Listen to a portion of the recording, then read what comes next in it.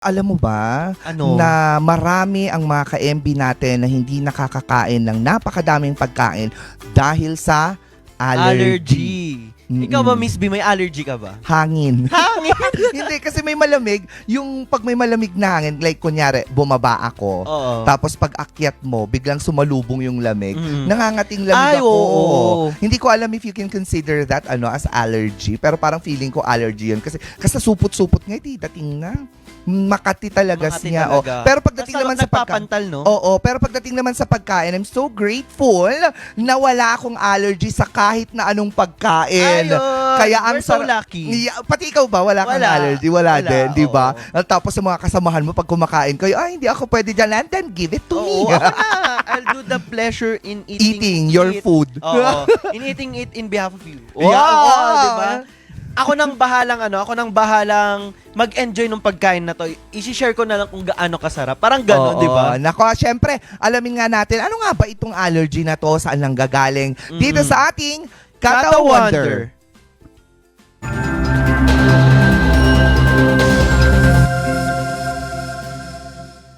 Makati ang lalamunan, naluluha, nababahing, baka signs na ng allergy yan. Tuwing ikawalo ng Hulyo bawat taon, ginugunita sa Pilipinas ang National Allergy Day. Ito ay sa bisa ng Proclamation No. 1313 Series of 2007 na nilagdaan ni dating Pangulong Gloria Macapagal Arroyo. Ito ay upang ipalaganap ang mahahalagang kaalaman tungkol dito na maaring makapagligtas sa panganib na dulot ng allergy. Ayon sa pagkisiyasat, ang Pilipinas ang may pinakamataas na bilang ng pagkalat ng allergy at asthma sa Asia. Mas mataas pa sa mga karatig bansa nating Thailand, Indonesia at Korea. Ano ba ang sanhi ng allergy?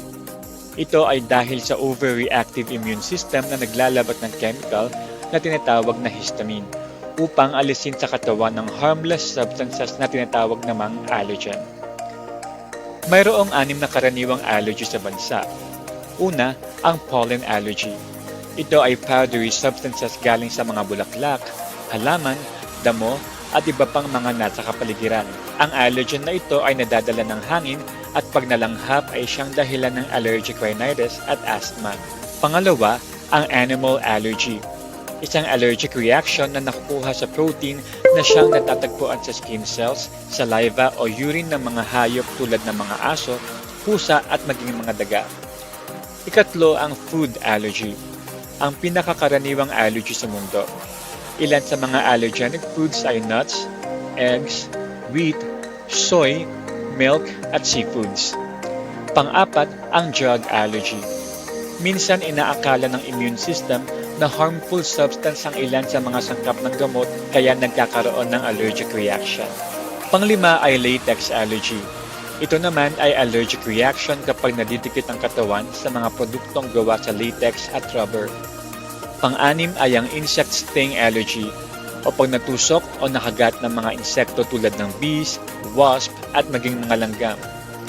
Ilan din sa mga simptomas ng allergy ay ang runny nose, sinus pressure, pagsikip ng paghinga, pamamantal, pamamaga ng dila at masamang pakiramdam. Mabuting magpatingin sa allergologist pag napansin ang ilan sa mga sintomas na ito upang mabigyan ng tamang lunas at malaman kung ano ang sanhi ng allergic reaction. Sa ganitong paraan, malalaman kung ano ang dapat gawin upang maiwasang ma-expose sa allergen. Obserbahan at pangalagaan ang sariling katawan dahil ito ang unang paraan para makaligtas sa kapahamakan. Ayun. Oo, National Allergy Day pala ngayon. Kaya sa mga may allergy, nako sana magamot na. Oo. Oo, alam nyo, mga ka-MB, Ellie, paminsan-minsan, ginagawang katatawanan itong allergy, lalo na Oo. sa pagkain.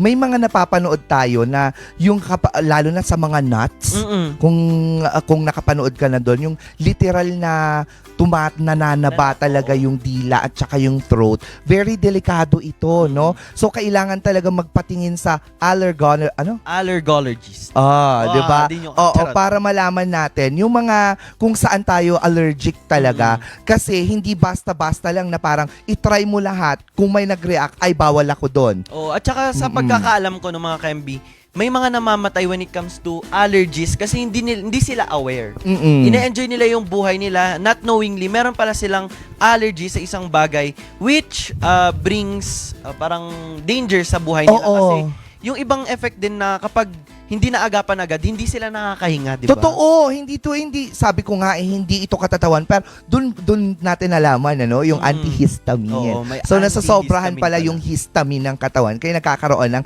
allergic reaction. Kaya merong mga gamot na antihistamine. Oh, now I know, 'di ba mga kaibigan? Kasi dati iniisip lang nila kapag sinabi mong may allergy ka, maarte lang yung tao na 'yan. Oo, maarte yung katawan, o Oo. nag-iinarte ka lang, pero hindi nila alam na hindi na pala talaga safe, yung mga nangyayari. Kaya kailangan dapat talaga nasa specialista tayo kumonsulta para malaman natin. Especially yung sa mga drugs din, no? Before ka maturukan ng kahit na merong ginagawang testing sa skin mo, tapos kung alin doon yung nag-react, so yun yung bawal sa'yo. So very specific yung mga ginagawa para hindi din maging delikado dun sa health nung taong nagpapadoktor. At saka mga ka-MB, no, isang paalala lang, kapag yung isang tao binigay sa inyo or nag-disclose sila sa inyo na may allergy sila, huwag na tayo maging pasaway na ano kayang mangyayari sa taong ito kapag inatake ng allergy. Totoo. Kasi may mga ganyan lalo na sa mga kabataan. So paalala lang sa mga kabataan na nanonood sa atin ngayon na kapag sinabi sa inyo ng mga kalaro ninyo or mga kaklase ninyo na may allergy sila, huwag nyo nang subukang bigyan ng bagay na may allergy sila para makita yung reaction nila. Kasi Yes. buhay po ang kapalit nito. Yes naman. Napakagandang paalala yan. Yes. Kapatid na Ellie. Yes, kapatid na Bea.